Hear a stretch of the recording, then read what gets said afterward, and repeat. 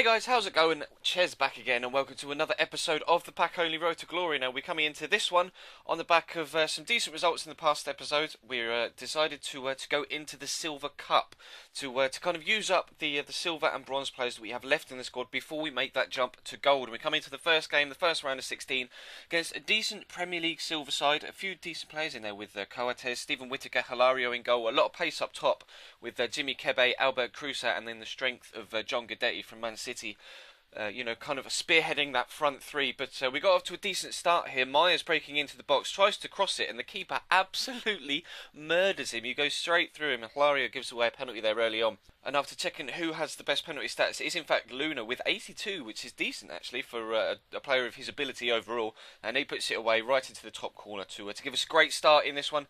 15 minutes in, and we do go 1-0 up, and it wasn't long before we made another mark on the score sheet. Kratz here doing a nice fake shot to get back inside, and then squaring the ball to Hammerleinen with horrible technique. To be completely honest, you'll see from the replay his technique is absolutely woeful, but he does manage to squeeze it into the near post.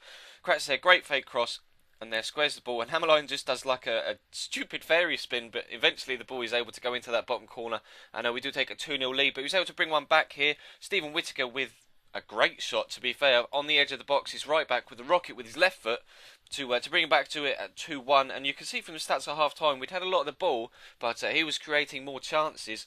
And we came into the second half not really knowing what was going to happen, but in the end, I came back from half time, and as you can probably tell from the scoreline, he went AFK. So I made the most of it.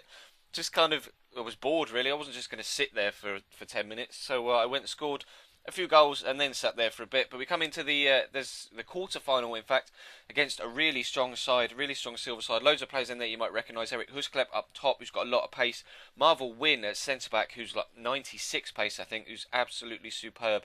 And also the goalkeeper Proto was decent as well. But we managed to keep him out for quite a while. But in the end, it was Elyounoussi who put him 1-0 up in the 42nd minute. Just couldn't quite cope with the pace of him. And again, Husklep here just couldn't cope with the pace, or he just weren't quite fast enough at the back. It was a quality finish, quality rocket shot, and two quick goals before half-time in the last 5 minutes of the half were enough to give him a solid lead going into the second half. And in the end, it was Elyounoussi again, 5 minutes after half-time, who gave him a 3-0 lead. So we're looking pretty poor, to be completely honest, going into the rest of the second half. But it was about 50 minutes before time. Fortunate there for the ball to come back to Luna, but he does wriggle his way inside the box. Fine Mauricio bangs it into the back of the net, and the comeback might just be on. 79th minute, bring it back to 3-1. Into the 90th minute now, still pushing forward. Myers here slots in Luna. 2 goals down. I had to square it. Plays the ball to Bonfigli. 3-2 in the 90th minute. The comeback really could be on. Oh no, the comeback's not on. So we go out of the Silver Shield in the quarter-final round. And to be completely honest, I don't think I'm going to play any more games in the Silver Shield. It was a decent idea to go into it, but we're coming up against teams that are specifically designed to play in that cup, rather than just random teams that are just thrown together like we are in the league. So I'm going to continue with league form, but as you can see, we've got 6,200 coins, so I've consoled myself by going out and buying a normal gold pack, normal 5k gold pack. So we're going to open that up, we'll see who we get.